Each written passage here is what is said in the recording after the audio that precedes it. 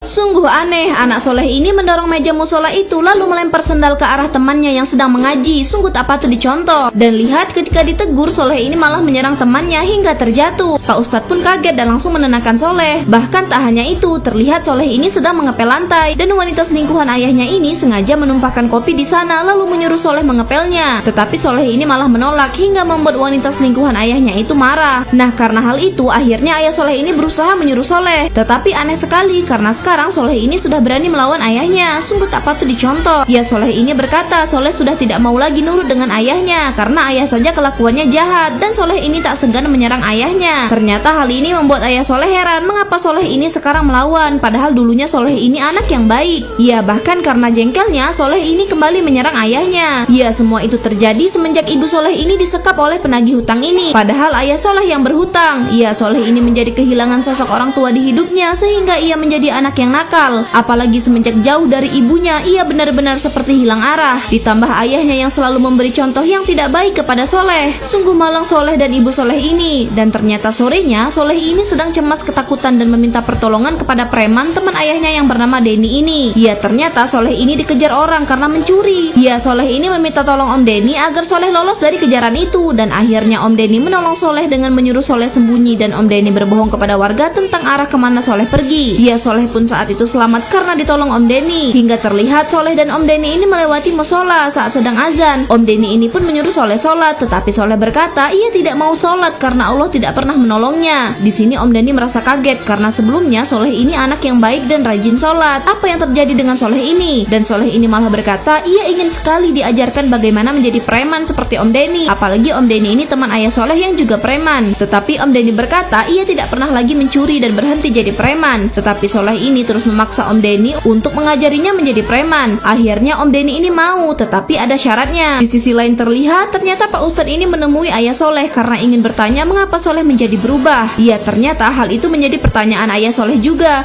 karena bagi ayah soleh sejahat apapun orang tua pasti ingin punya anak yang soleh. Tetapi ayah soleh ini lupa kalau anak pasti mudah mencontoh perilaku orang tuanya. Inilah betapa pentingnya ilmu untuk menjadi orang tua yang baik karena kebiasaan yang orang tua lakukan pasti secara perlahan akan diikuti oleh sang anak karena anak adalah peniru ulung. Ya, di sini Pak Ustadz juga memberi nasihat ke ayah soleh dan ayah soleh ini perlahan menyadari kesalahannya hingga terlihat ternyata soleh ini benar-benar diajari Om Denny menjadi preman. Terlihat tampilan soleh sudah seperti preman, guys. Ya, Om Denny berkata penampilan preman harus punya ciri khas. Ya, seperti ini. Nah, giliran Om Denny ini meminta balas budi kepada soleh karena Om Denny sudah menolong soleh kemarin saat dikejar warga. Ternyata guys, Om Denny ini meminta soleh mengajarinya tentang tata cara wudhu dan sholat. Wah, keren sekali ya. Gimana kelanjutannya? Tetap di akun Siti Rahma VV hanya di Snack Video.